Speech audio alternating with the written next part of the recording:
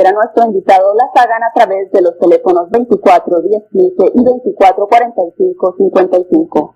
Damos la bienvenida a nuestro invitado de hoy, el licenciado Sixto Paswell, coordinador mundial de la misión Rama. Buenos días. Buenos días. Licenciado, para iniciar quisiéramos que nos narrara nuevamente en forma breve cuál fue su experiencia con los extraterrestres. ¿Cuál ha sido su experiencia? Así es. En 1974, con mi madre y con mi hermana, intentamos nosotros una primera recepción de comunicación en base a una conferencia que tocó un tema que es por demás interesante y que está muy vinculado a la comunicación con seres extraterrestres. El tema era la telepatía como transmisión de pensamiento a distancia. La preparación previa que había yo tenido antes de iniciar estos intentos de comunicación había sido el haber participado en una agrupación yoga, haciendo ejercicios de respiración, relajación, concentración y meditación, y llevar una dieta de tipo naturista, de tipo vegetariano. Entonces, pensé que de pronto toda esta preparación podía sensibilizarnos lo suficiente como para recepcionar algún tipo de mensaje. Pero así como nosotros, la noche del 22 de enero de 1974, intentamos recibir una psicografía del fenómeno de escritura automática. En este primer mensaje recibido, y al cual naturalmente yo no lo creí, pensé que era sugestión, imaginación, decía: el supuesto extraterrestre, sala de hogar buena para hacer la comunicación. Me llamo Oxal, soy de Morle, ustedes le llaman Ganímedes. Podemos tener contacto con ustedes, pronto nos verán. Al día siguiente volvimos a intentar esta recepción de comunicación para salir de dudas, con un grupo de unas 20 personas, amigos y conocidos de barrio y de la universidad. Y entonces, en este segundo experimento, el supuesto extraterrestre nos invita para que vayamos a 60 kilómetros al sur de Lima, en el Perú, y que allí, el 7 de febrero, a las 9 de la noche, viéramos aparecer nosotros su nave. Esto ocurrió pues en 1974, y aunque ninguno de nosotros pensaba que pudiera esto ser real, que pudiera concretarse, todos pudimos ver aparecer el objeto, un objeto en forma de disco totalmente iluminado, que llegó no solamente a salir detrás de las colinas, sino que se fue acercando hasta colocarse encima nuestro a muy baja altura. En ese momento sentimos pánico, un terror, miedo, lo que naturalmente siempre se siente, ¿no?, cuando una sensación como esta, forma de ser invertida, sino que eran seres altos, 1,80 m, ojos marcadamente oblicuos, frente amplia, poco pelo pero lacio que le llevaban atrás de la espalda, y estos seres decían venir de Ganímedes, y que en Ganímedes, la luna de Júpiter, no es vida natural, sino que es vida artificial, y que ellos a su vez vienen de Orión, estrellas distantes de nuestro sistema solar entre 300 y 500 años luz. Un año luz son casi 10 trillones de kilómetros, y que habrían llegado a nuestro sistema solar hace más de 20.000 años los nuestros. Ellos también afirmaron que nuestro planeta está siendo visitado por infinidad de civilizaciones, por ello la diversidad de tamaños y formas. Esto no nos debe extrañar, si en un planeta como el nuestro encontramos que en el Congo hay pigmeos de 1,30 m, y en el mismo África zulúes y masái de 1,90 m, o casi 2 metros, gente viviendo en el Polo Norte a bajísimas temperaturas o en Alaska, donde en condiciones normales nadie podría vivir, y gente también del desierto del Sahara. Estos contrastes igualmente se repiten en el universo. Ahora, periodistas españoles de la agencia EFE tuvieron la oportunidad de acompañarnos en encuentros programados. Ellos vieron aparecer las naves, ellos fueron testigos, podríamos decir, de primera línea de que estos contactos eran reales, escribieron sobre nosotros hasta libros, entre ellos OVNIs, SOS a la Humanidad, Editorial Plaza Janés, que sacó el periodista Juan José Benítez, autor en la actualidad de muchos libros de divulgación de fenómeno OVNI. Llegamos a estar en la sede de las Naciones Unidas en Nueva York dando conferencias los días 3 y 21 de agosto del año 86. Y lo que es más, a partir del año 86, llegar a tener experiencias mucho más directas, no solamente verlos físicamente, sino subir al interior de las naves. Pero naturalmente esto no ocurre todos los días, esto ocurre 1 o 2 veces al año, o a veces una vez cada 2 años. Y cuando hemos llegado a estar tan directamente con ellos, pues recibir una serie de informaciones y conocimientos, y por lo menos la versión extraterrestre de muchísimas de las cosas que están ocurriendo en nuestro planeta. Por ejemplo, en uno de estos contactos, los guías o hermanos mayores, estos seres extraterrestres, que no son dioses ni son seres mejores que nosotros, solamente diferentes, nos dijeron de que no habían sido los norteamericanos los primeros en llegar a la luna, sino que habían sido los rusos.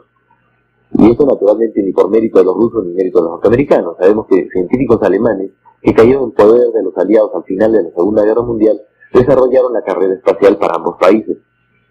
Según los extraterrestres, así como los rusos pusieron al primer satélite orbitando la Tierra, el Sputnik, al primer astronauta orbitando también alrededor de la Tierra, Yuri Gagarin, al primer astronauta en caminata espacial. Así también habría enviado la primera nave espacial que aterrizó con astronautas en la cara oculta de la Luna, donde ya desde la década de los años 50 se había visto una intensa actividad extraterrestre. Los mismos Apolo habían detectado en la cara oculta luces en los cráteres y grandes instalaciones y unas construcciones en forma de grandes monolitos, que llevaron al escritor Arthur Clarke a escribir aquella célebre novela que Stanley Kubrick llevó a la pantalla 2001, Odisea del Espacio. Entonces, según los extraterrestres, la nave soviética aterriza en la cara oculta y uno de los astronautas rusos muere queriendo ingresar a esta base extraterrestre, al parecer defendido por defensas robots.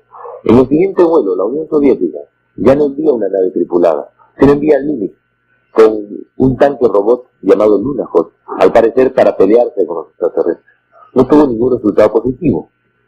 Sabiendo Estados Unidos lo que había ocurrido con la nave tripulada soviética, envió al Apolo 11 en 1969 con Neil Armstrong, Edwin Aldrin y Michael Collins al mar de la tranquilidad. Pero no tuvieron tranquilidad. Desde el momento mismo que salieron de la Tierra fueron seguidos por ovnis, tal como ellos posteriormente lo certificaron. La información que llegaba a los receptores de televisión con una diferencia mínima que pudiera traer censura, pues fue captada así en los diversos radiotelescopios del mundo, donde muchos científicos y muchos radioastrónomos pues captaron las conversaciones que fueron dadas por la NASA, en la cual los astronautas certificaron que estaban siendo en este momento observados con TAMPI, no la Luna, por unas especies de esferitas muy pequeñas que venían de un disco principal. Estas esferitas son las llamadas caneplas o Foo Fighters. Durante la Segunda Guerra Mundial se les llamó cazafantasmas.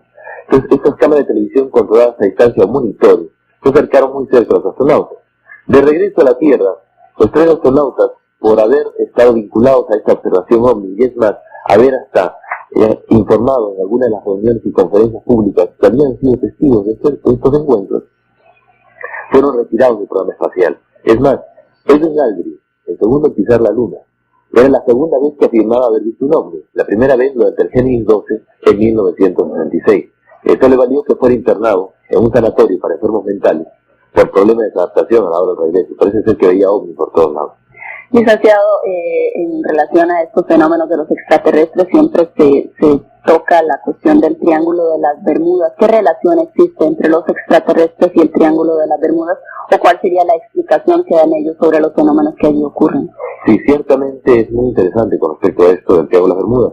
Los extraterrestres dicen de que el Triángulo de las Bermudas es un paso interdimensional, una puerta, un umbral a otro espacio-tiempo, y que hay otros 11 lugares similares en nuestro planeta, algunos más pequeños, otros mucho más grandes, y que estos lugares se deben a que alguna vez existió un planeta entre Marte y Júpiter. Este planeta, el planeta Tyr o Mayona, estalló, y los restos de este planeta son lo que hoy día conforman el cinturón de asteroides. La lluvia de meteoros ocasionada por esta destrucción acabó con la mayor parte de la atmósfera de Marte y destruyó también las lunas Phobos y Deimos. Parte de estos meteoros llegaron hacia la Tierra, pero se estrellaron contra el escudo de nuestro planeta, que es la Luna. Por eso la Luna tiene la cantidad de cráteres y hoyos que hoy detecta. La Tierra absorbió dos grandes fragmentos, o sea, dos grandes asteroides, y tuvo en un momento de su historia, aparte de la Luna actual, dos lunas más pequeñas, o sea, tuvo 3 lunas. Con el tiempo, estas lunas no cayeron sobre nuestro planeta, sino que se fueron incorporando, de tal manera que se fueron acercando y en un momento ingresaron a nuestro planeta. Por eso la Tierra no solamente tiene forma de esfera achatada en los polos por la gravedad, sino que encima tiene forma, pues como digo, no solamente redonda, sino de una pera. Entonces, estas adiciones ha traído consigo una expansión del planeta, una expansión un poco deforme, por así decirlo, y los lugares de incorporación de estos asteroides, uno fue en la fosa de las Filipinas, ocasionando justamente esta gran falla geológica y promoviendo un movimiento de las placas y un corrimiento de los continentes. El otro lugar de impacto o de adhesión fue la fosa de Puerto Rico de casi 9 kilómetros de profundidad, creando en la zona lugares de aberración magnética, donde por la concentración de energía electromagnética por las tormentas se abren pasos dimensionales que atrapan todo tipo de objetos metálicos, barcos y aviones. El Triángulo de las Bermudas está más promocionado que muchos otros centros también, debido a que el tráfico de barcos y de aviones es muy intenso. El índice de desapariciones entonces crece. En ese lugar, los extraterrestres evacúan, rescatan cual salvavidas en una playa a las personas o a las naves, pues que generalmente se pierden, se extravían o desaparecen en otro espacio-tiempo. ¿Qué pasa con estas personas en el caso de que se extraviaran? Podrían aparecer en cualquier lugar del espacio, en cualquier lugar del tiempo, pues, y morirían indefectiblemente. Entonces ellos lo que hacen es rescatar a estas personas y se las llevan a las naves. Muchas veces las devuelven inmediatamente, aunque esto puede ocasionarles problemas porque pasarían el resto de su vida, quizás en un cuartel militar, siendo evaluados, analizados por los gobiernos, o muchas veces porque no conviene que estas personas hablen, ya que son testimonios no solamente de la existencia de los ovnis, sino también, en este caso, de estas puertas dimensionales. Tenemos casos muy famosos, como el caso del vuelo 19 de Fort Lauderdale, de Miami, Florida, el 14 de diciembre de 1945. 5 aviones caza bombarderos tipo Avenger estaban haciendo vuelo instrucción de Bermudas hasta la Florida cuando fueron envueltos en extraña fosforescencia azul brillante. Los instrumentos se volvieron locos, dejaron de observar ellos el mar debajo de sus naves, y de pronto los radioaficionados de la costa de los Estados Unidos captaron comunicaciones entrecortadas. Uno de los pilotos dijo: ¿y qué es esa luz intensa encima nuestro? Son extraterrestres, y no terminó de dar esa frase cuando fueron absorbidos o desaparecieron. Los 5 aviones desaparecieron y a la hora se envió un hidroavión con 17 hombres a buscarlo. También se perdió. No había tormenta, pero había una gran concentración electromagnética, ¿no?, que estaba a las puertas en este lugar, y los 6 aviones, 27 hombres en total, desaparecieron y la Marina no pudo dar ninguna explicación al respecto. Entonces, las personas, una vez que ingresan al triángulo, podrían sufrir alteraciones orgánicas y magnéticas de tal manera que los extraterrestres devolvieran a estas personas, en términos de 1 o 2 semanas envejecerían prematuramente y morirían. Entonces, les ofrecen a estas personas llevarlos con ellos, llevarlos a aquella luna Ganímedes, donde no hay vida natural sino es vida artificial.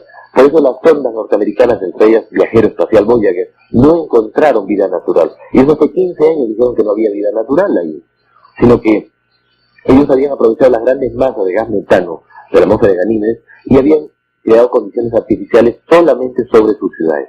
Hay una ciudad en Ganímedes que tiene más de 12.000 personas que han sido extraídas de la Tierra en los últimos 300 años. Estados Unidos, desde 1943, desde el llamado Proyecto Filadelfia, últimamente Ronald Reagan, cuando se le inquirió sobre este proyecto en particular, él dijo: sí, fue real. Durante tantos años Estados Unidos dijo que había sido falso, que esto no se había dado. Sin embargo, ahora, en esta ocasión, el presidente pues simplemente lo dijo, certificó que era real. ¿Y en qué consistió ese proyecto?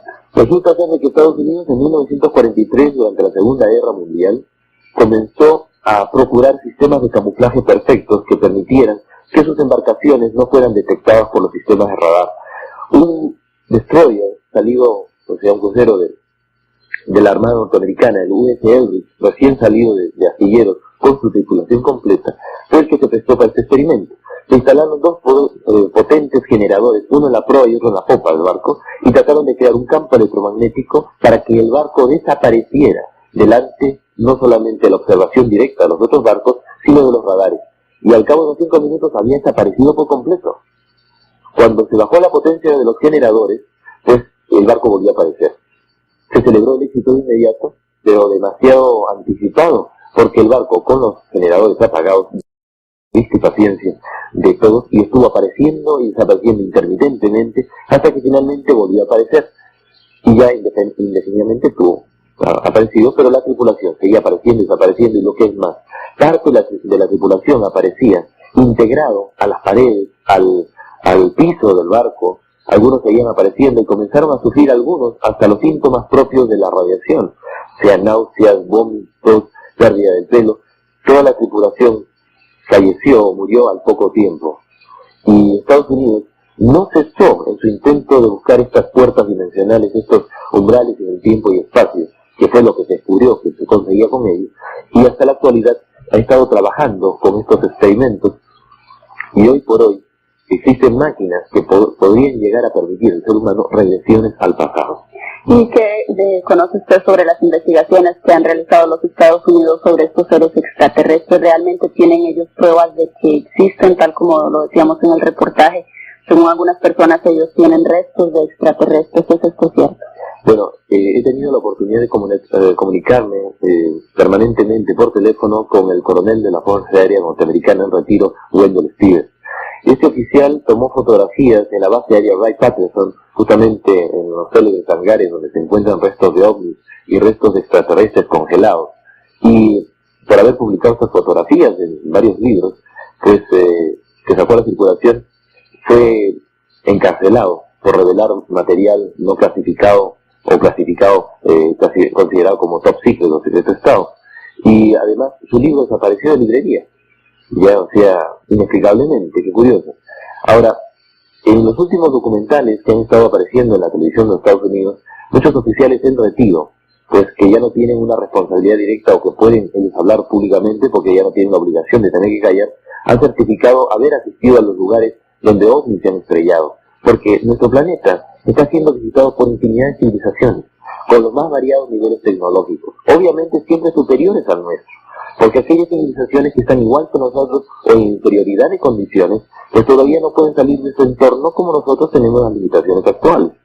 Entonces, son civilizaciones necesariamente tecnológicamente más avanzadas, y algunas ética y moralmente más avanzadas también, que son las que buscan tener un contacto directo con la humanidad con ciertas limitaciones, ya que nuestra agresividad, nuestra actitud muchas veces no es la más afable, la más, quieren decir, positiva. Entonces ellos tienen que ir guardando las distancias y no exponerse a que nosotros podamos autodestruirnos queriendo hacerles daño a ellos. Entonces sí existen pruebas. Hace muy poco tiempo también, a comienzos de este año, cuando estaba justamente en el canal 9 de televisión del Canadá, pues los periodistas mismos apoyaron estas certificaciones, estas informaciones que estoy dando, diciendo que hacía muy poco Ronald Reagan en los Estados Unidos, ante la pregunta de los periodistas, pues él dijo de que él no podía decir que existieran o no existieran los extraterrestres, pero que si existían, de hecho eran agresivos. Entonces era un reconocimiento tácito de la presencia extraterrestre. Y recordemos que en 1987 Estados Unidos y la Unión Soviética firmaron en Ginebra un acuerdo, un pacto de ayuda mutua en el caso de una agresión extraterrestre. Si no se pueden poner de acuerdo sobre cosas básicas, ¿cómo puede ser posible que firmen un acuerdo de este tipo? Cuando durante tantos años, desde proyectos tan costosos como el proyecto Blue Book, el libro azul, que costó pues al Radio Nacional de los Estados Unidos una gran cantidad de dinero, pues se ha querido demostrar que los ovnis no existen. Y es bien interesante, el proyecto Libro Azul, pues estuvo casi más de 12 años o 14 años en investigación. Científicos como Allen Hynek intervino como uno de los tantos astrofísicos pues, que fueron consultados civiles, y él no se dejó manipular. Cuando él vio que la mayoría de casos que mostraban que los ovnis existían eran ocultados, guardados o sacados y no iban a ser publicitados, él realmente hizo sus denuncias y es más, formó posteriormente un cuerpo de investigación del fenómeno ovni. Y lo que es más interesante, el proyecto Libro Azul concluyó con dos conclusiones básicas. La primera conclusión, y en este orden, los ovnis no representan un peligro para la seguridad de los Estados Unidos. Segunda conclusión, los ovnis no existen. ¿Cómo puede ser posible que si no existan, no se diga como segunda conclusión? Debería ser el orden lógico, los ovnis no existen, por tanto no representan un peligro. Pero el orden no, el orden era, no representa un peligro, segundo, no existe. ¿Qué significa con ello? Estaban dando una verdad a medias, una verdad entre líneas. Los ovnis no representan un peligro. Obviamente que no representan un peligro. Si quisieran invadirnos o destruirnos, hace tiempo que hubieran dado cuenta de la humanidad. Y los ovnis no existen, es cierto. No existen los objetos voladores no identificados. Están identificados y no son de la Tierra. ¿Y qué tan expuestos estamos en un futuro próximo a una posible invasión extraterrestre por ovnis que no vinieran en un plan muy amigo? Pues, según los extraterrestres con los que dentro del grupo Rama estamos en comunicación y otros tantos grupos de contacto a nivel mundial, nos encontramos como protegidos por una gran cuarentena. No cualquier civilización en este momento puede llegar a nuestro planeta. Hay civilizaciones que nos están cuidando, no solamente cuidando de otras civilizaciones agresivas y violentas porque en todas partes se cuecen habas, hay de todo el universo, sino que también nos están cuidando de nosotros mismos. Qué interesante. Justamente cuando el transbordador espacial Challenger estalló en el aire, pues develó cuál era la intención original de este proyecto. Era una misión netamente militar. Si es bien cierto de que esto venía bajo el encubrimiento para distraer a la opinión pública de una profesora que iba a dar clases del espacio, la misión del transbordador espacial era colocar una estación espacial que orbitara alrededor de la Tierra del proyecto de la Guerra de las Galaxias. Una estación que tenía dos armas fundamentales. Una, un cañón láser que pudiera desintegrar los misiles nucleares en el momento mismo que salen de sus hilos. Y otra arma que pudiera perforar la capa de ozono para que extensas zonas de nuestro planeta fueran desintegradas por los rayos gamma, los rayos ultravioletas de nuestro Sol. ¡Qué increíble! ¿Tuvieron que ver algo ellos entonces en esa explosión? Pues no necesariamente, ya que primeramente el transbordador era una coladera, tenía fugas por todos lados. O sea, no había necesidad de abatirlo porque simplemente se destruyó por sí solo. Hay fotografías que han ya empezado a girar a nivel mundial en las cuales se ve muy cerca de la explosión un ovni. Según los extraterrestres, ellos lograron teletransportar, absorber, rescatar a los astronautas, aunque solamente fueran 59 segundos, los que duró el transbordador en su ascenso hacia el cielo. Ellos lograron teletransportar, absorber, rescatar a estos astronautas y según ellos están en la actualidad con ellos. Estados Unidos ha dicho de que murieron, fallecieron y se acabó, pero realmente no es eso lo que ocurrió. Al poco tiempo ocurrió lo de Chernobyl. La nube radiactiva de Chernobyl dio una vuelta completa y circular a nivel de toda Europa sin llegar a producirse la caída de la radiación sobre Europa. Cosa que realmente es inexplicable, cómo la nube radiactiva le dio la vuelta completa a Europa y regresó al mismo lugar de donde había salido. Estos dos acontecimientos, la intervención extraterrestre con el transbordador espacial y la intervención extraterrestre con Chernobyl, pues ocasionó que Estados Unidos y Rusia firmaran el Acuerdo de Ginebra y al poco tiempo, presionados por un continuo contacto directo que han mantenido los extraterrestres con los astronautas de la Estación Espacial Mir de la Unión Soviética que está orbitando la Tierra, llevó a que Gorbachev viajara a los Estados Unidos y entrara en tratativas para reducir los misiles de alcance medio y posteriormente hasta los ejércitos regulares.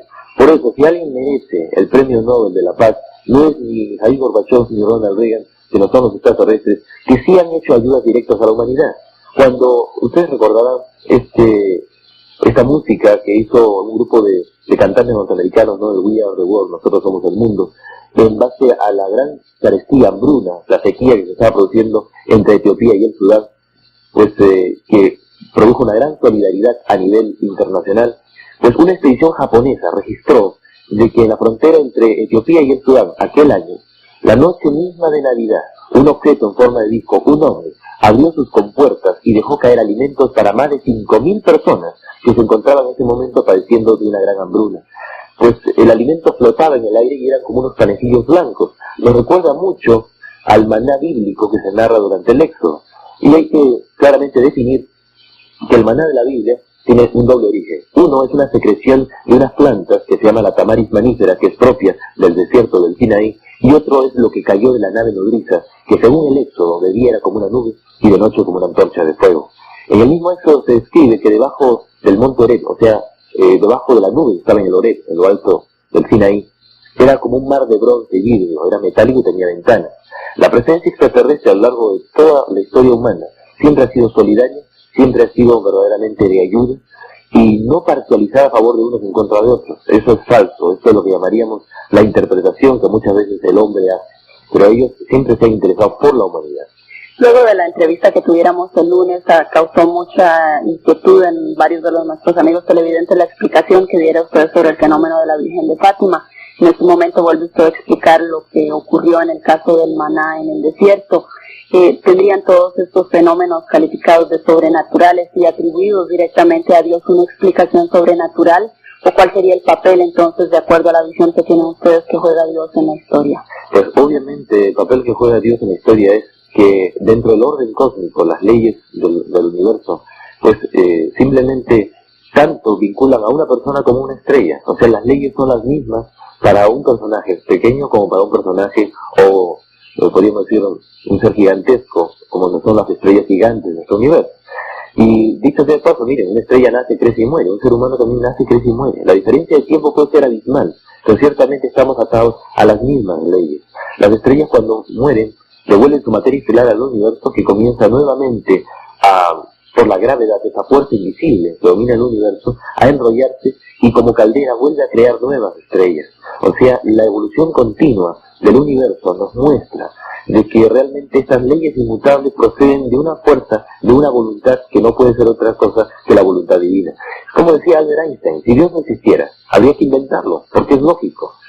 La coherencia y el orden cósmico obedece a este gran impulso original. Digamos que la ciencia hoy por hoy nos dice que hace 15.000 millones de años se produjo un gran Big Bang, una gran explosión. Y a partir de un átomo primordial de hidrógeno, pues todo lo que hoy día nosotros conocemos se formó. Pero como de la nada no puede aparecer nada, y simplemente las cosas no pueden ocurrir porque sí, no tiene una causa, ¿no? Si genera un efecto. Entonces esto viene procedente de aquella fuerza espiritual y mental, aquella voluntad cósmica que nosotros llamamos Dios. El que hayan intervenido seres extraterrestres a lo largo de toda la historia, inclusive en la Biblia, no le quita el carácter sagrado e inspirado que la Biblia tiene. Muy por el contrario, nos muestra de que podemos encontrar una explicación lógica a las cosas que la religión hoy día nos señala, y esto es interesante. Abraham, 1800 años antes de Cristo, fue educado desde muy joven en Ur de los Caldeos, una ciudad que se encuentra en lo que es el actual Irak y Irán, ¿no? Esta es la zona pues de Mesopotamia. Y los caldeos eran herederos de los antiguos sumerios. Los sumerios, por lo menos unos 2000 años antes que Abraham, ya tenían ellos entre sus leyendas y mitos de cosmovisión, cosmogénesis, interpretación del origen del mundo, el mito de Adán y Eva, el mito de Noé, que se encuentra en la tablilla número 11 de la epopeya Gilgamesh, relato sumerio. Entonces, Abraham no recibió por inspiración de Dios la leyenda o el mito del origen del mundo de Adán y Eva, él simplemente lo absorbió culturalmente de esta metrópoli cultural que significaba Ur de los Caldeos. Y todo mito, toda leyenda, siempre tiene un asidero real, un elemento histórico. Por ejemplo, cuando se habla entre los antiguos caballeros andantes del antiguo Camelot, el rey Arturo, y en Gran Bretaña, pues se habla de que los caballeros, para poder merecer sentarse a la mesa redonda con el rey, pues tenían que haber rescatado a una dama en peligro y tenían que haber matado a un dragón. ¿Cómo se pueden matar dragones si los dragones no existen? Pues en Inglaterra, o en la Gran Bretaña, perdón, y precisamente en Escocia, existen dragones. Esto es en el lago Ness, en Escocia. En el lago Ness es una falla geológica donde se han encontrado pues dinosaurios plesiosauros, diplodocos de la era secundaria. Seres que debieron haberse extinguido hace 80 millones de años y que viven allí. Estos, podríamos decir, animales de 24 metros de la cabeza a la cola, se han mantenido, se han perpetuado en este lago que está comunicado con el mar. El monstruo del lago Ness, Agnes o Nessie, es algo que es conocido hoy en día. Hay expediciones como la Jacques Cousteau que han salido a su encuentro. Entonces la existencia de un solo dragón, de un solo dinosaurio, pues ya sería la demostración o la corroboración de que existían dragones, pues se podía hablar de dragones pues en la época de la Edad Media o la época feudal. Ahora, el mito de Adán y Eva, ¿qué es? Resulta ser, según la versión extraterrestre, que 7 extraterrestres llamados los Elohim, o sea, un grupo jerárquico dentro de las diversas civilizaciones que existen en el universo, porque decíamos de que hay diversos niveles. Hay los llamados sembradores, hay los vigilantes, hay los guardianes, hay los instructores. Este grupo, los sembradores o los Elohim, 7 de ellos descendieron en nuestro planeta hace millones de años y colocaron en un lugar entre Mesopotamia y el África un invernadero cósmico, un laboratorio de experimentación genética. En este lugar tomaron ellos a seres humanos, producto de la evolución de las especies, protomínidos, y los colocaron en este laboratorio.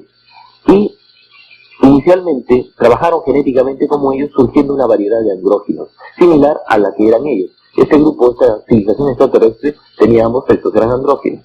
Hicieron a este grupo humano andróginos. De ahí viene la leyenda, la mitología griega, que habla de andróginos, justamente un ser que tiene bisexual. En un planeta como el nuestro, inestable, estos seres andróginos, estos seres humanos, no eran fuertes, eran débiles. Entonces no podían sobrevivir. Por lo cual, cuando la Biblia nos habla de la costilla de Adán, no significa otra cosa que una alta cirugía que llevó a hacer a unos machos y a otros hembras definitivamente. Y entonces se le dice que de toda planta, de todo fruto, de toda semilla, del laboratorio, del invernadero pueden consumir, menos de cierta planta que se encuentra en el centro del paraíso, tal es el término bíblico, porque el día que consuman de esa planta morirán. Pero no morirán porque los Elohim, que es una palabra hebrea que significa nosotros, o los dioses con D minúscula, distinto a la palabra Yahvé o Jehová, en hebreo Yud-Hei Bab-Hei, Y-H-W-H. ¿No? El hebreo no tiene vocales, solamente tiene consonantes. Significa yo soy el que soy, primera persona del singular. El nosotros es primera persona del plural. Hay una gran diferencia de concepto. Elohim no es Dios. Elohim son los dioses con minúscula o los extraterrestres. Entonces estos 7 extraterrestres, los 7 Elohim, le dicen que no consuman de esta planta porque es una planta que tiene propiedades alucinógenas. Es una droga. El día que consumieran ellos esta planta con propiedades alucinógenas, como toda droga, traería consigo la destrucción de las neuronas del cerebro, que son células irreemplazables, y se iniciaría un proceso irreversible de muerte que ni aún los extraterrestres podrían detener. Y esto justamente es la advertencia. Ahora que se habla tanto de drogas, pues vemos que no es novedad con esto de las drogas. Entonces, uno de los 7 Elohim, uno de los 7 extraterrestres, identificado con el símbolo de la serpiente según el mito legendario de la Biblia, este símbolo lo encontramos en el caduceo de Mercurio, símbolo de la medicina. Este extraterrestre es un médico, un doctor Frankenstein de la antigüedad, que no tuvo escrúpulos como para decirle a los antiguos antepasados nuestros, a estos protominios, que experimentaran, que no le hicieran caso a sus compañeros de viaje, a esos aguafiestas, por así decirlo, y que probaran, que consumieran esto, porque no les iba a pasar mayor cosa. Y además, la ciencia cómo avanza a través de experimentación. Así que sedujo a los homínidos, a estos Adanes y Evas, porque eran varios, para que consumieran esta planta y tuvieron la primera experiencia por consumo de drogas, que existe la historia. Tanto Adán y Eva sintieron, o los Adanes y Evas, porque eran varios, sintieron frío. Por eso se cubrieron con hojas, no porque tuvieran vergüenza. Estaban totalmente cubiertos de pelo nuestros antepasados, parecían mucho a los monos. Entonces, después cuando regresan nosotros Elohim, los otros 6, dicen, pero ¿qué ha ocurrido? ¿Qué han hecho? Ya valoraron el experimento. Y ahora, por la curiosidad que tienen estos seres, puede ser que descubran que hay otras plantas que son más potentes que esas, y hasta nos puedan poner en peligro a nosotros. Los Elohim, si bien no eran totalmente inmortales, podían vivir miles de años. Los extraterrestres registran un envejecimiento muy lento en relación con la humanidad. Pero esto tampoco no es nada extraño. En la Estación Espacial Mir de la Unión Soviética, los astronautas que estuvieron orbitando la Tierra por espacio de un año registraron un envejecimiento celular de solamente 20 días. Así que fuera de la Tierra se puede vivir mucho tiempo más. Cuando se habla de Matusalén o se habla de estos personajes que vivían 900 años, piensan que si las condiciones de nuestro planeta eran diferentes antes del diluvio universal o la desaparición de la Atlántida, porque Noé no sería otra cosa que un Atlante que emigró hacia el mar Mediterráneo con la desaparición de este gran continente hace más de 12.000 años, tal como lo dice también el Critias y el Tineo, los diálogos de Platón y la República de Platón. Nos habla de que 9.600 años antes de Platón, hace unos 12.000 años, allende las columnas de Hércules, existía esa isla continente de la Atlántida. Neptuno, Poseidón, hermano de Júpiter o Zeus, pues había establecido allí su capital Poseidón. Hoy día la arqueología submarina ha demostrado de que realmente existió alguna vez un continente entre el mar Caribe y las Islas Azores. Y es curioso, Montezuma le dijo a Hernán Cortés, cuando lo recibió en Tenochtitlán, pues mi señor Quetzalcóatl, como usted sabe, nosotros somos los descendientes del antiguo Aztlán, una isla allende los mares, donde las garzas emprenden vuelo al amanecer. Y este continente del cual provendrían los vascos, los españoles, y también los orígenes de la cultura egipcia, y también parte de las culturas cretenses, por ejemplo, pues habrían sido ellos los constructores de las pirámides. Lo que estábamos hablando nosotros el otro día, de que, según los extraterrestres, ellos no han hecho las pirámides, ellos no han hecho Machu Picchu, ellos no han hecho estas grandes estructuras, Tikal, Copán, sino que los extraterrestres, en un permanente intercambio cultural, muchas veces dieron motivo para que nuestros antepasados construyeran e hicieran, e edificaran estas grandes construcciones y recibieran y aprendieran estas técnicas. También, por ejemplo, cuando hablamos de los incas, una de las versiones de la fundación del Imperio de los Incas nos dice que del fondo del lago Titicaca, entre la frontera de Bolivia con el Perú, sale un trono dorado en el cual viene Manco Cápac y Mamaoyo. Pues imaginemos nosotros en un esfuerzo de imaginación creativa, que los ovnis en la cordillera de los Andes descienden en las lagunas y debajo de la montaña se esconden, muchas veces nos escuchan ruidos como de alta maquinaria, como si estuvieran extrayendo materiales que difícilmente nosotros podemos tener acceso. Y los ovnis descienden y se van, ¿no? Porque tienen autonomía de vuelo tanto en el aire como debajo del agua. Una vez, o sea, ovnis que han aterrizado en el lago Titicaca. El lago Titicaca es tan grande que hay lugares donde ni siquiera se ve la orilla opuesta. Entonces imaginemos un ovni que ha aterrizado en el fondo del lago. La gente pues pensaba de que era el sol el que dormía en el lago, así como cuando nosotros vemos cómo el sol se esconde en el horizonte, así igualmente el sol se esconde en el horizonte del lago. Pareciera que durmiera dentro del lago. Campesinos hace pues unos 700 años vieron cómo del fondo del lago comenzó a salir un objeto luminoso. Para ellos era el sol que estaba con insomnio aquella noche. Sale el disco volador, la nave espacial, y se acerca hacia la orilla. Después, del interior de la nave se abre una portezuela, es como si el dios Padre Madre Sol, ¿no?, estuviera pariendo, y de su vagina, de su útero, salía un hombre y una mujer. Son campesinos que fueron adolescentes, llevados por los extraterrestres, adiestrados, preparados por ellos y devueltos a su comunidad, para que ellos representaran un salto evolutivo, un salto civilizado o tecnológico. Estas dos personas vienen con trajes espaciales brillantes. Para ellos eran hijos del Padre Madre Sol. Por eso en quechua, Inti Churi, hijo del sol, es lo que de alguna manera utilizaban ellos los incas para hablar de sí mismos. Y es más, el inca se casaba con su hermana de sangre, porque la primera pareja venía dentro de la misma nave.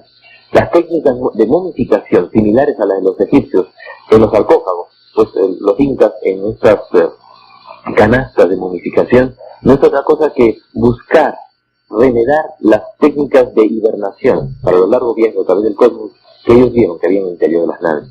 Licenciado, tenemos una serie de preguntas sobre el sistema de transporte que usan los extraterrestres, los ovnis. Se habla de giros de 90 grados. Las preguntas giran en torno a por qué esos giros de 90 grados. Bueno, simplemente muchas veces ellos lo hacen no para alardear, sino para llamar nuestra atención, para que nosotros sepamos de que su tecnología es muy superior.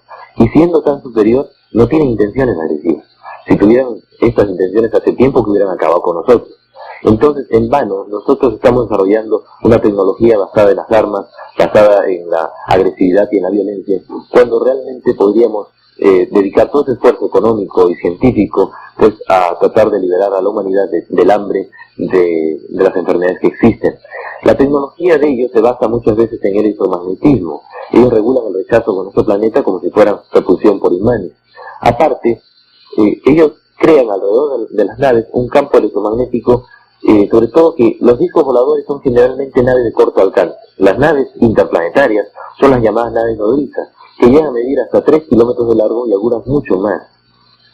Quizás esto naturalmente nos parece difícil poderlo aceptar, pero pues imagínense lo que hubiera sido o significado explicarle a personas hace 100 años lo que son hoy día los aviones Hércules o los aviones de gran tamaño.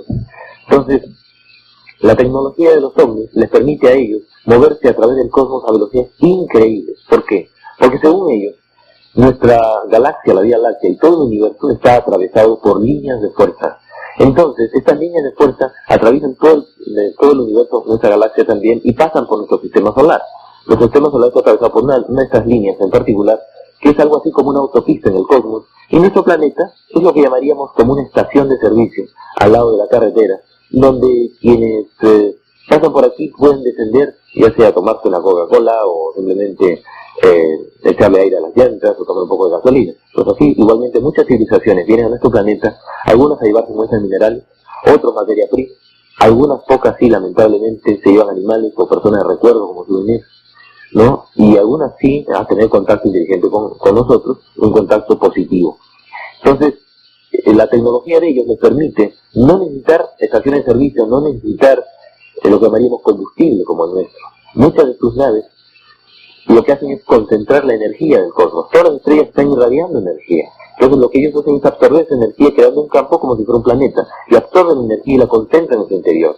Algunas de las naves también funcionan con mercurio, otras funcionan con otros minerales o materiales. Utilizan cristales que les permiten a ellos canalizar la energía que podemos decir de la luz. Es increíble la tecnología de ellos y muchas veces muy simple, más simple de lo que nosotros pudiéramos imaginar. Otra de las dudas que existen en torno a este tema es el tipo de vida que tienen los extraterrestres. Hay muchas preguntas sobre esto, si los extraterrestres mueren, si se reproducen, cuáles son sus costumbres. ¿Qué podría decirnos sobre esto? Bueno, ciertamente para poder hacer un estudio a fondo de estas cosas uno tendría que ser un antropólogo, ¿no? Para poder realmente interesarse, entender su cultura.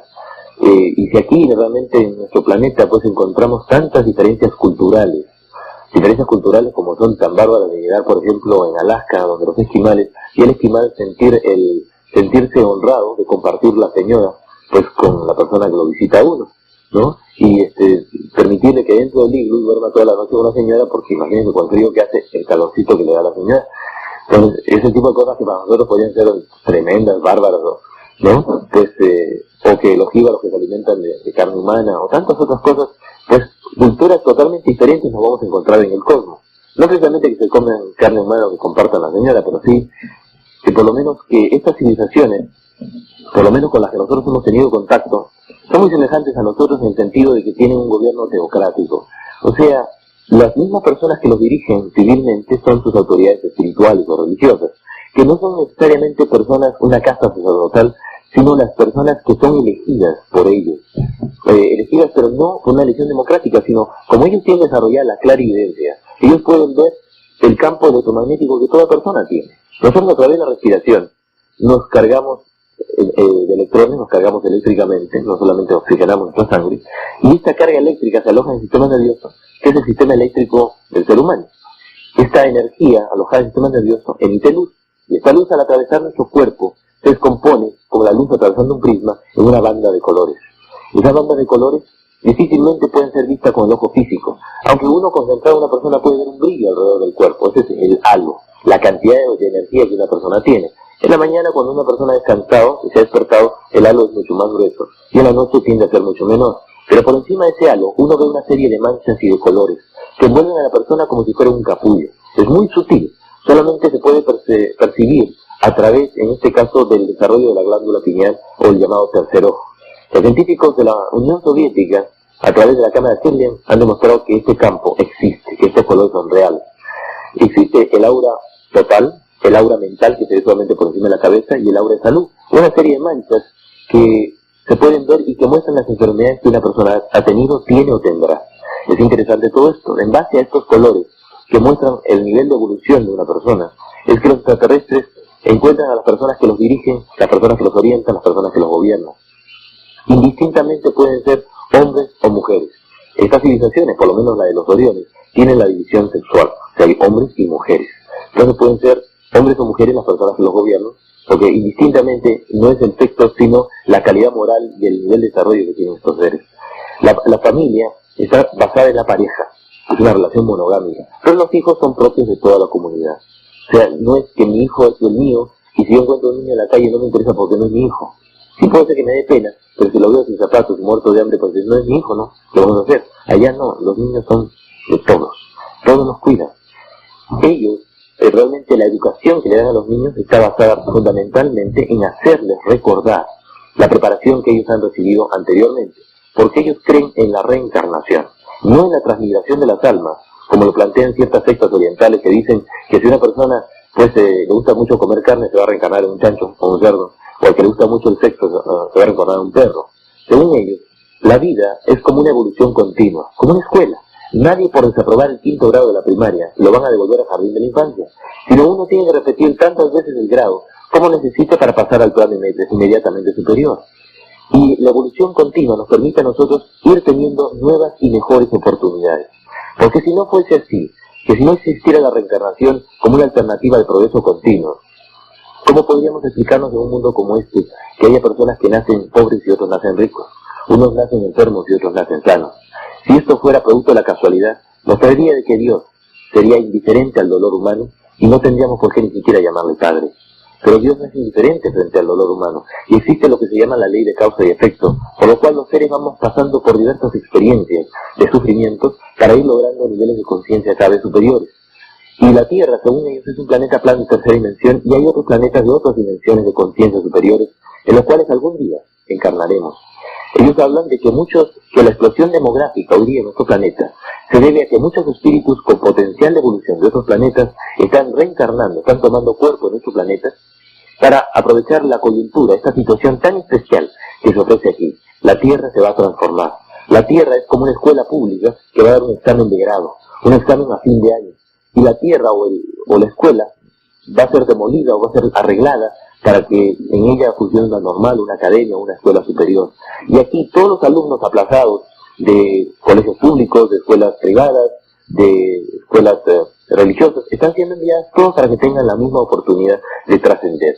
Entonces, muchas personas a través del retroceso reencarnativo, en Estados Unidos en diversas universidades se han hecho experiencias hipnóticas de retroceso reencarnativo, encontrándose resultados pavorosos, increíbles, de personas que tienen vidas anteriores. Pero eso sí, nunca hemos sido mejores de lo que somos ahora. Seríamos el resultado de nuestras vidas anteriores. La Iglesia cristiana, hasta el año 550 después de Cristo, durante el segundo concilio de Constantinopla, con el emperador Justiniano y el Papa Vigilio, se dispuso extirpar definitivamente la idea de la reencarnación del seno de la Iglesia, porque contradecía las cartas de Pablo que hablaban de que era inminente el juicio de las naciones. Pero realmente a través de la reencarnación vemos que Dios es mucho más misericordioso y nos hace recordar la parábola del hijo pródigo, y nos hace recordar también aquel pasaje cuando Pedro se acerca donde el maestro y le dice: Señor, si un hermano pecare contra mí, ¿cuántas veces habré de perdonarlo? 7 veces. Y Jesús le dice: en verdad, Pedro, te digo, 70 veces 7. Si Dios nos enseña eso a través del Hijo de Dios, a través del Cristo, ¿cómo Él mismo no va a poner en práctica aquello que enseñó? Y lo que es más, nos encontramos con pasajes que son evidentes. En los evangelios nos encontramos que Jesús llega a un pueblo en el cual le salen al encuentro los apóstoles trayéndole a un ciego de nacimiento. Y le dicen: dinos, Señor, ¿este hombre es ciego de nacimiento porque él pecó o porque fueron sus padres los que pecaron? ¿Cómo va a ser ciego de nacimiento porque él pecó si no existiera la reencarnación? A menos que Dios fuera tan malo que castigara a una persona al crédito por los pecados que va a cometer en el futuro. Ustedes agarrarían a su hijo y le pegarían una bofetada, y el niño le dice: papá, ¿por qué me pegas? Porque yo sé que dentro de una hora me vas a romper un jarrón. Por más que ustedes lo supieran, no le pegarían al niño. Entonces, ¿cómo va a ser posible esto? Pues obviamente esto puede romper nuestros esquemas, puede realmente afectar nuestra sensibilidad religiosa, pero todo lo que nos hace es comprender de que Dios no es castigador, que Dios no es malo, que simplemente el hombre cosecha lo que siembra, pues es un poco expandir la conciencia, y es necesario que nos vayamos rompiendo los mitos y los esquemas. ¿De dónde la Iglesia cristiana rescató la idea de la resurrección? De los judíos a su vez de los egipcios. Los egipcios creían en la resurrección, o sea, en volver a la vida sobre el propio cuerpo, por eso embalsamaban sus cuerpos. Y esto viene a su vez de lo que los egipcios vieron del interior de las naves extraterrestres en las cámaras de hibernación de animación suspendida. Veían a las personas metidas en urnas de cristal y creían que estaban muertos, y como por arte de magia volvían a la vida. Nunca estuvieron muertos, eran astronautas que tenían que estar en ese estado para viajar a través del cosmos. Ahora, Cristo resucitó, eso tenemos que aceptarlo. Los extraterrestres reconocen que Jesús es el Hijo de Dios, que es la manifestación de Dios en el plano material, y que su resurrección en un cuerpo glorificado, atomizado, fue real. Ellos intervinieron en todo el proyecto, por así decirlo, porque están al servicio del Cristo, y que, o sea, uno puede alegar, pero que Lázaro también resucitó, pero por favor, al poco tiempo Lázaro se volvió a morir, y cuando se volvió a morir le pusieron varias piedras en la puerta para que no se levantara. Así que sí, realmente. Licenciado, usted acaba de mencionar que la Tierra se va a transformar. ¿Tiene esto alguna relación con lo que para nosotros los cristianos es la segunda venida de Cristo? Naturalmente que sí. Fíjense ustedes, en el capítulo 24, versículo 30 de San Mateo, no porque yo me sepa toda la Biblia, porque si bien la he leído, pues hay algunas partes que me ha interesado tenerlas muy en cuenta. Dice: en los tiempos posteriores habrán guerras y rumores de guerra, hambre, desolación y sequías y grandes inundaciones, pero todo ello será señal de dolores. El sol y la luna se oscurecerán y las lumbreras del cielo caerán sobre la tierra. Entonces veréis llegar al Hijo del Hombre sobre las nubes del cielo, y todo ojo le verá. Pero antes enviaré a mis ángeles para que reúnan a los justos de los 4 rincones de la tierra. Luego será el fin, no de lo bueno, sino de lo malo. Aquí vemos una serie de cosas: guerras y rumores de guerra. Hoy en día estamos ante el temor de la guerra del fin del mundo, ¿no? Entonces estamos creando mentalmente la psicosis de guerra, sin que necesariamente tenga que operarse una guerra que acabaría con todo. Se habla de hambre, desolación y sequías y grandes inundaciones. Esto es la historia de los últimos 2000 años. Se dice que el sol y la luna se oscurecerán y las lumbreras del cielo caerán sobre la tierra. El Apocalipsis también nos habla del ajenjo, el Hercóbulos, un astro errático que va a chocar con la tierra o va a rozarla y va a traer consigo la desaparición de una parte de la humanidad.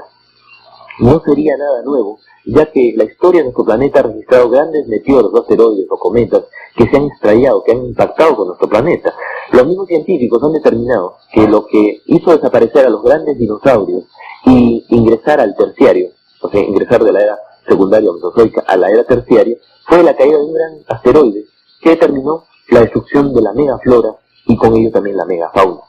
Entonces, si ya han caído varios de estos grandes meteoros, asteroides sobre nuestro planeta, ¿por qué no caer otro más? Entonces, esto estaría dentro del orden lógico de acontecimientos repetidos que podrían ocurrir. Los científicos también han encontrado una órbita de un asteroide o un planeta errático que está ingresando en nuestro sistema solar y que no se le ha encontrado todavía un nombre porque tiene, como digo, una órbita errática y está ingresando al sistema. O sea, ya los científicos también lo han detectado. No saben cuándo llegará a nuestro sistema por la órbita errática que tiene. También en los evangelios dice, el día y la hora nadie la sabe, ni los ángeles del cielo, ni el Hijo, solamente el Padre. Entonces, realmente es impredecible el futuro humano en líneas generales en cuanto a poner fechas. Pero también dice, veréis llegar al Hijo del Hombre sobre las nubes del cielo. El Hijo del Hombre es la apariencia física con la que Cristo se fue. Una apariencia física que es necesaria para que sirva como punto de referencia. Cristo, a los 40 días de haber resucitado, fue absorbido por una nube o una nave que se lo llevó y prometió regresar así igualmente sobre las nubes del cielo. Si los sacerdotes estuvieran creando las condiciones materiales para la vuelta de Cristo, siendo un ser tremendamente espiritual, pues esto no tendría que escandalizar a nadie. Fuera sobre nubes o sobre naves, esto se cumpliría. Pero dice, antes enviaré a mis ángeles para que reúnan a los justos de los 4 rincones de la tierra. Ángel, en griego, mensajero, no necesariamente seres espirituales, o sea, o seres hechos de espíritu, sino seres concretos y materiales. Ya estábamos diciendo el día lunes cómo los ángeles que aparecen en la Biblia no son seres espirituales con cara de niña y alas a las espaldas, sino son seres concretos y materiales. Seres que en el capítulo 6 del Génesis se permiten mantener relaciones sexuales con mujeres. Ángeles que van a la tienda de Abraham y comen, descansan, se molestan cuando Sara y Abraham se ríen cuando le dicen que va a tener un hijo. Ángeles que van y destruyen Sodoma y Gomorra con una explosión que más tiene de explosión nuclear que de otra cosa. Porque la Biblia describe que Abraham subió hacia una colina y vio que en dirección a la vega del Jordán subía el humo como de un gran horno, como de un gran hongo. Nos encontramos con ángeles. O sea, Jacob pelea con un ángel durante toda una noche y vence al ángel, lo derrota al ángel, a pesar de que el ángel le rompió una pierna. Y le dice, hijo de hombre, ¿qué cosa quieres? Suéltame. No te voy a soltar hasta que me bendiga. Y lo bendice. Y le dice, no, a partir de ahora te llamarás no Jacob, sino Israel, el que lucha con el poder de Dios. Pero Jacob le preguntó su nombre, y el ángel le dijo, no te puedo dar mi nombre porque mi nombre es misterioso. ¿Qué hubiera pasado si el ángel en aquella ocasión le hubiera dado su nombre? Hoy día tendríamos dentro de los ángeles que están en estos altares, el nombre del ángel local, o el nombre de Antalcerán, o el nombre quizás del ángel X974. Ahora, más adelante nos encontramos también de que Jacob llega a un lugar donde ve que la gloria de Dios desciende delante de él, toda luminosa, llena de refulgentes luces. Y unos ángeles le salen al encuentro y le impiden acercarse, como es lo típico muchas veces en encuentros cercanos del tercer tipo. Los extraterrestres no permiten que la persona se acerque al ovni porque la nave tiene un campo de fuerza que podría electrocutar o quemar a las personas que están en las inmediaciones. Y hasta que no quiten ese campo de fuerza, pues es peligroso. Entonces le impiden acercarse. Y dice la Biblia que Jacob reunió muchas piedras, hizo una especie de monumento recordatorio de ese lugar y lo llamó Mahanayim, que significa donde Dios hizo el campamento. Como si Dios pudiera aterrizar en un lugar, como en el caso del Monte Oreb, ¿no? Decíamos hace un rato que la Biblia nos describe que en lo alto del Monte Oreb, debajo de la nube, el mar de bronce y vidrio era metálico, tenía ventanas. Y por ejemplo, el cañón tónico que destruyó Jericó es un invento superior de jerarquías muy elevadas, que, como vuelvo a repetir, están al servicio del Cristo, y que si tuvieran que efectuar un arrebato, una evacuación de personas de nuestro planeta, en el caso de una destrucción total, lo harían. Pero, vuelvo a repetir, no está todo dicho. El mundo no tiene por qué acabarse, no tiene por qué producirse un cambio demasiado traumático. El poder de la mente del ser humano y el cambio en su corazón, en su interior, el desarrollo de su espíritu, puede ser tal que podamos cambiar el orden de los acontecimientos. Las profecías bíblicas no han sido dadas para que se cumplan, sino para que no se cumplan, para que alteremos el futuro.